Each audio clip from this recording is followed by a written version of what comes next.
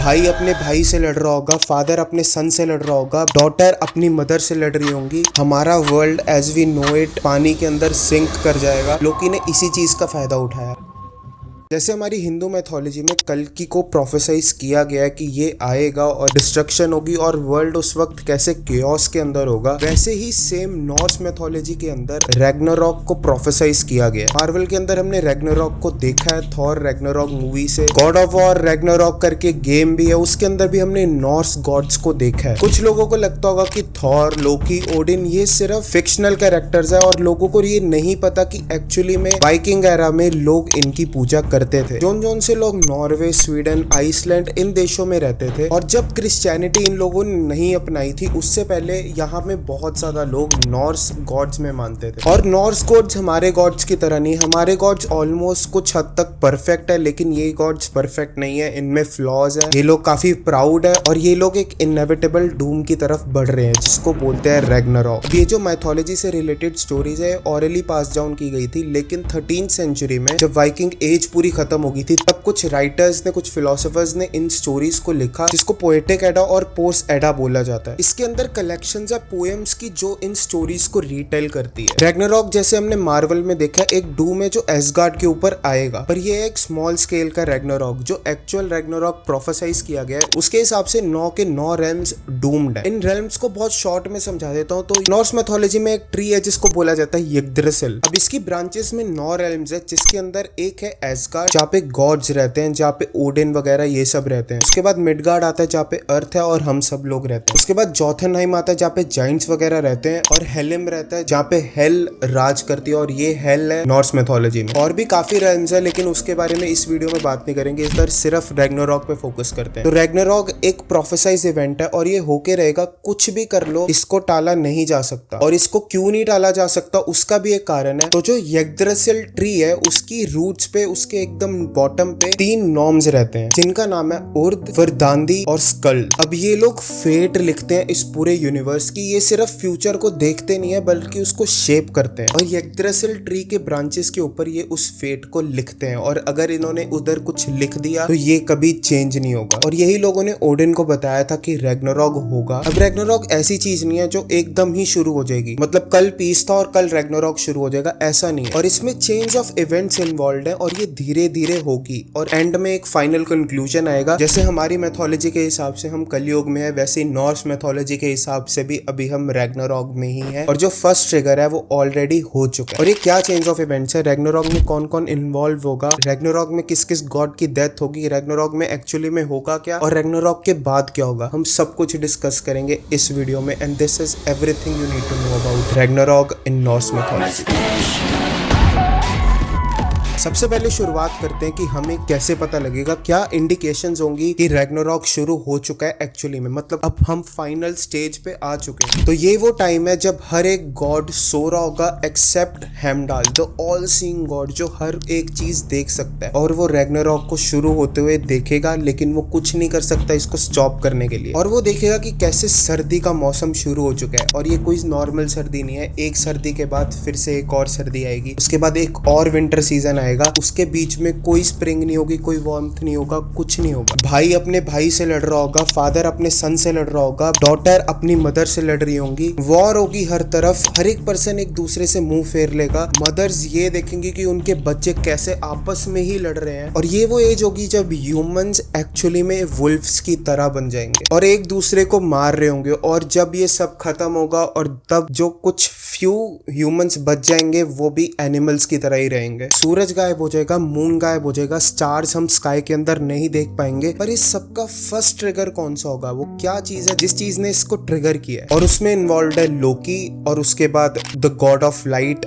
बाल्डर और उसका एक ब्लाइंड ब्रदर। तो बाल्डर जो है वो गॉड ऑफ लाइट है और ये ऐसा गॉड है जिसका कोई हेटर नहीं है, हर एक पर्सन इसको पसंद करता है और ये ऑलमोस्ट एक परफेक्ट गॉड है। ये लाइट दोनों अपनी बॉडी से और अपने कैरेक्टर से दोनों तरह से रिफ्लेक्ट करता है। अब बाल्डर को एक ड्रीम आती है जिसके अंदर उसको पता लगता है कि कि उसकी डेथ होने वाली है, और यही चीज नॉर्म्स ने भी प्रोफेसाइज की थी क्योंकि वही लोग हैं जिन्होंने फेट लिखी थी। और एक और चीज ऐड कर दूं, रैग्नारॉक को रोकने के लिए ओडिन ने अपनी एक आई का सैक्रिफाइस किया है। वो यग्द्रासिल ट्री के साथ लटक गया था नॉलेज गेन करने के लिए, पर उसने और भी काफी कुछ चीजें की है सिर्फ नॉलेज गेन करने के लिए और कोई तरीका ढूंढने के लिए जिससे रैग्नारॉक रुक जाए, पर उसको ऐसा कोई सोल्यूशन नहीं मिला। अब बाल्डर की ड्रीम पे वापस आते हैं। तो जब बाल्डर को ये ड्रीम आती है और वो सबको बताता है, तब हर एक गॉड डर जाता है क्योंकि कोई नहीं चाहता था कि बाल्डर मरे। इसलिए बाल्डर की जो मदर थी फ्रिग्स, उसने हर एक चीज से एक ओथ दिलवा दिया कि कोई भी बाल्डर को हार्म नहीं करेगा। भाई कोई भी चीज मतलब कोई भी चीज, एक नेल से लेके एक स्पीयर से लेके एक डिसीज से लेके पानी हवा, हर एक चीज से ये प्रॉमिस, ये एक ओथ दिलवा दिया कि कोई भी जाना बाल्डर को नहीं मारेगा एक्सेप्ट एक चीज जो थी मिसल्टो। उसने मिसल्टो को कभी कंसीडर ही नहीं किया क्योंकि उसको लगता था ये बहुत ही हार्मलेस और काफी वीक चीज है। उसने बॉदर नहीं किया मिसल्टो से ओथ दिलवाने का। अब लोकी जो था वो काफी एनवियस था बाल्डर से। उसको लगता था कि कोई भी बंदा इतना परफेक्ट तो नहीं हो सकता। अब यहाँ पे दो अकाउंट है। पहला अकाउंट तो ये बोलता है कि लोकी एक्चुअली में जेलस था और वो चाहता था कि बाल्डर मरे क्योंकि वो नहीं देख सकता था इतना परफेक्ट बीइंग कोई। लेकिन जो सेकंड वर्जन है उसके हिसाब से लोकी एक्चुअली में इसकी डेथ करवाना चाहता था क्योंकि वो रैग्नारॉक को होने देना चाहता था, क्योंकि रैग्नारॉक के अंदर लड़ाई होगी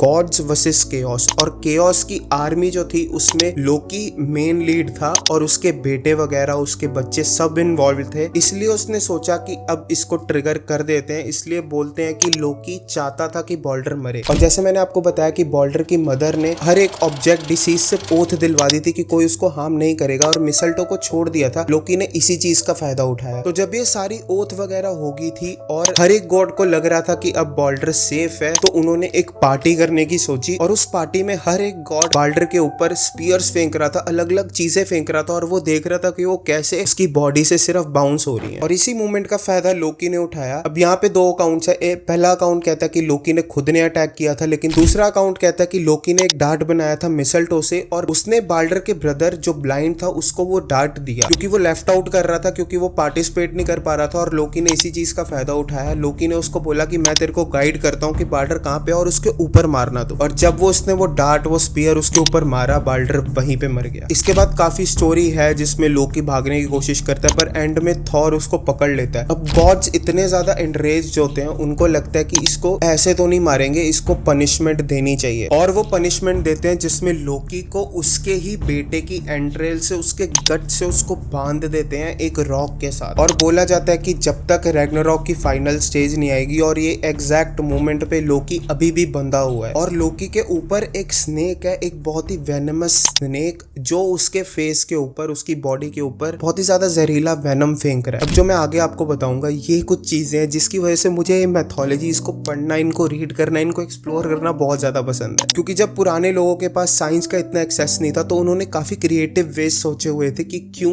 नेचुरल डिजास्टर या ऐसी चीजें होती हैं। तो जो स्नेक का पॉइजन था वो इतना ज्यादा वेनमस था कि वो लोकी को भी हार्म कर रहा था, और लोकी को बचाने के लिए लोकी की वाइफ इस एग्जैक्ट मोमेंट पे भी एक बाउल को लेके बैठी हुई है उसके फेस के ऊपर, ताकि वो पॉइजन उसके ऊपर ना गिरे। और जब वो बाउल भर जाता है तब उसको हटाना पड़ता है और नया बाउल लाना पड़ता है। उस एग्जैक्ट उस फ्लीटिंग मोमेंट पे वो पॉइजन लोकी के ऊपर गिरता है, और लोकी उसकी वजह से चिल्लाता है, बहुत ही एगनाइज करता है। और जब वो चिल्लाता है और वो जो चेंज उसको पकड़ के बैठी हुई है वो हिलती हैं, तब बोलते हैं कि उसके हिलने की वजह से अर्थ के ऊपर अर्थक्वेक आता है। तो ये था लोकी, जो इस वक्त रैग्नारॉक होने से पहले एक साइड पे बैठा हुआ है जब तक रैग्नारॉक एक्चुअली में शुरू नहीं होता। लेकिन जो बाकी मेन कैरेक्टर्स है उनमें से एक है फेनरियर वुल्फ। वो एक्चुअली में क्या कर रहा है? तो ओडिन ने भी बहुत पहले अपनी डेथ की प्रोफेसी देख ली थी। उसको पता लग गया था कि फेनरियर वुल्फ होगा जो उसको एक्चुअली में मारेगा। तो जब फेनरियर पैदा होता है, जो एक्चुअली में लोकी का ही बेटा होता है, और ये छुपा के रखता है गॉड से कि वो उसका बेटा है, तब ओडिन बहुत कोशिश करता है वो किसी तरह फेनरियर को अपने साथ रख ले। लेकिन उसकी स्ट्रेंथ इतनी ज्यादा इमेंस होती है कि हर एक गॉड डर जाता है उसकी स्ट्रेंथ को देख के, जिसकी वजह से ओडिन उसको भी चेन्स में रैप कर देता है और उसको भी बांध के रख देता है। तो अब कट टू करते हैं उस टाइम पे जब रैग्नारॉक की डिस्ट्रक्शन एक्चुअली में शुरू होगी। तो बोला जाता है कि जब लोकी जिस चेन्स के साथ वो रैप्ड है, जब वो उससे निकलेगा, तब एक्चुअली में शुरू होगा रैग्नारॉक, जिसमें वो जायंट्स की आर्मी को इकट्ठा करेगा, वो फेनरियर के साथ मिलेगा, वो जॉर्मगंडर वर्ल्ड सर्पेंट के साथ मिलेगा जो इस वक्त अंडर वाटर है, सर्टर तब उठ के आएगा और पूरी दुनिया में केओस बन जाएगा। और उस वक्त सारे गॉड्स उठेंगे और तैयारी करेंगे फाइनल बैटल के लिए। इस फाइनल बैटल में ओडिन लड़ेगा फेनरियर वुल्फ से,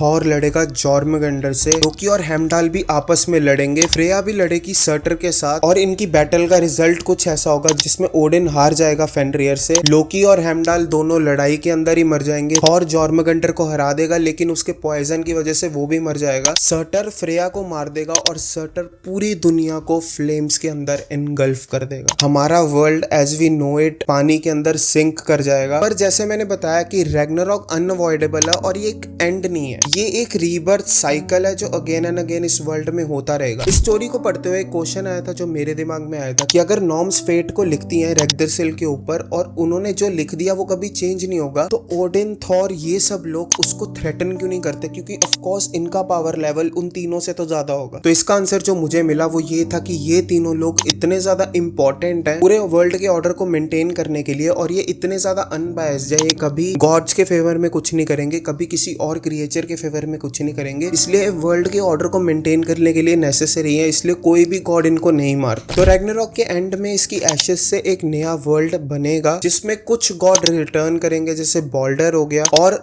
2 ह्यूमंस भी हैं जो सरवाइव करेंगे जिनका नाम है लिफ और लिफ्ताशियर, जो एक्चुअली में बच जाते हैं क्योंकि ये रेग्दरसिल ट्री के अंदर जाके छुप गए थे और यही लोग दोबारा इस वर्ल्ड को दोबारा जन्म देंगे और दोबारा लाइफ शुरू करेंगे। अब इंटरेस्टिंग चीजें ये आती हैं कि कैसे ये मैथोलॉजीज मैच करती हैं जितनी भी और मैथोलॉजीज हैं उनके साथ। जैसे लिफ और लिफ्ताशियर ये मैच करते हैं एडम और ईव से, और अगर इन मैथोलॉजीज में बिलीव करते हैं तो क्या पता हम रैग्नारॉक से पहले ही निकल चुके हैं और ये सेकंड बार हो रहा है कि अब रैग्नारॉक होगा। So this was it sir.